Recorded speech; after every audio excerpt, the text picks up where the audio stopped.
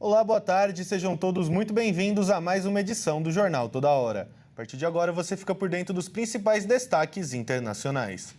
E a Colômbia restringiu a importação de drones após guerrilheiros passarem a usá-los em ataques com explosivos. Uma tática que tem alterado o cenário do conflito armado no país. A Colômbia restringiu a importação de drones diante dos frequentes ataques de guerrilheiros com este tipo de tecnologia em meio ao conflito armado. Os grupos rebeldes que operam no país adaptam explosivos a drones adquiridos no mercado convencional para atacar militares e populações. Isso nos permitirá saber exatamente quem está comprando os drones, qual é a sua finalidade e como estão sendo utilizados. Com isso, protegeremos a população e evitaremos que algo que deveria contribuir para o progresso e o desenvolvimento seja usado para matar colombianos. A nova medida estabelece que os drones só poderão ingressar no país através dos pontos aduaneiros do aeroporto de Bogotá e do porto marítimo de Cartagena. Segundo o Ministério da Defesa, em 2025, ao menos 8.000 ataques deste tipo deixaram 20 mortos e 297 feridos na Colômbia, entre militares e civis.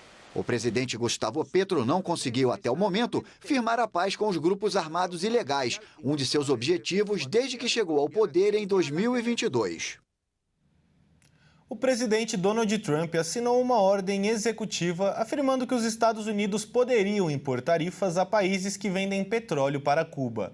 O magnata ainda afirmou que pretende não ter que usar as forças armadas contra o Irã e criticou a aproximação entre Reino Unido e China.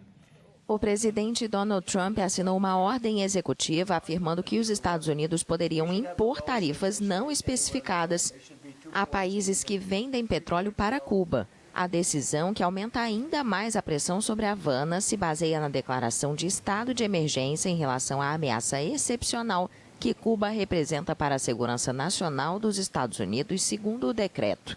Washington acusa as autoridades cubanas de se alinharem e apoiarem diversos países, organizações terroristas internacionais e atores hostis aos Estados Unidos, incluindo Rússia, China, Irã, Hamas e Hezbollah.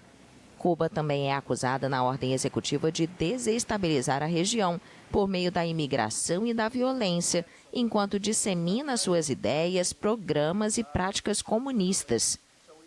Durante o lançamento do documentário de sua esposa Melania, Trump ainda falou sobre o Irã, afirmando que pretende não ter que usar as forças armadas americanas contra o país.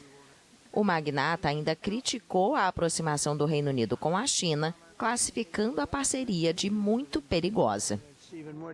Os Estados Unidos anunciaram a suspensão parcial do embargo sobre o petróleo da Venezuela. O Tesouro americano detalhou que Washington deixará de sancionar a extração, comercialização e venda de petróleo por parte da petrolífera estatal PDVSA e seus associados, sempre que qualquer contrato esteja submetido à jurisdição dos Estados Unidos. Os Estados Unidos anunciaram a suspensão parcial do embargo sobre o petróleo da Venezuela, pouco depois que o parlamento desse país reformou sua lei de hidrocarbonetos, que abre a indústria ao setor privado. A presidente interina da Venezuela, Delcy Rodrigues, e o presidente americano, Donald Trump, voltaram a conversar nesta quinta. O levantamento das restrições aéreas ocupou boa parte da agenda, mas também, segundo a mandatária, foram discutidos novos investimentos. Estamos dando passos históricos, estamos dando passos importantes, disse Delcy a seguidores ao final de uma marcha organizada pelo chavismo com trabalhadores do setor petrolífero para comemorar a aprovação da lei. O projeto de lei reforma um texto de 2006, oferecendo mais garantias aos investidores privados, cedendo o controle estatal da exploração e reduzindo os impostos.